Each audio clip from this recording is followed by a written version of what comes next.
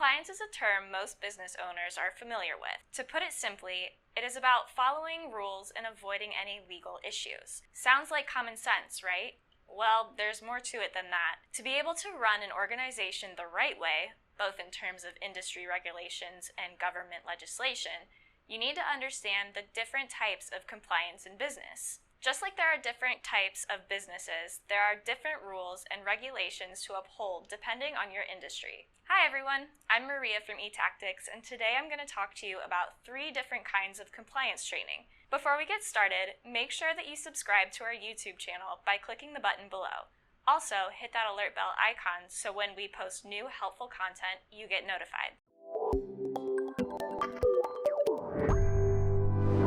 Non-compliance in an organization can leave you with a lot of setbacks. This can include financial losses, security breaches, and license revocations. But luckily, we are here to help. I'm going to go over 3 different kinds of compliance that all require their own training modules. Let's start with PCI Compliance, otherwise known as the payment card industry. When it comes to following the rules while taking in a customer's credit card information, you'll want to refer to, wait for it, the Payment Card Industry Data Security Standard, or the PCI DSS. These standards ensure that all companies that accept, process, store, or transmit credit card information maintain a secure environment.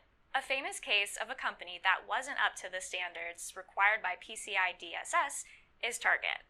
In 2013, Target was the target of a data breach. Cybercriminals were able to steal 40 million credit and debit records, as well as 70 million customer records. Non-compliance cost this company an estimated $200 million.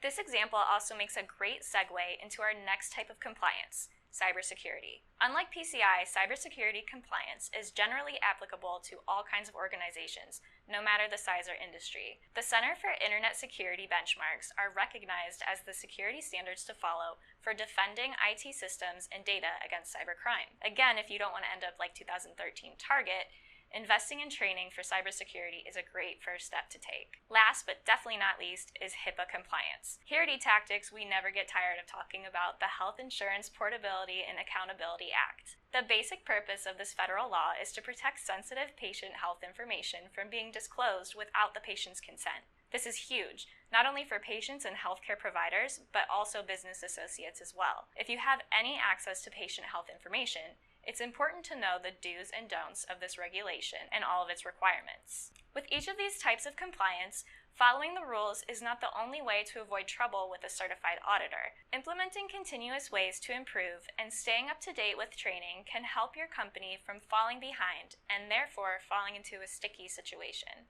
If you'd like to find out more about our training modules, reach out to eTactics, and you already made it this far into the video, so you might as well like it, share it, and comment below.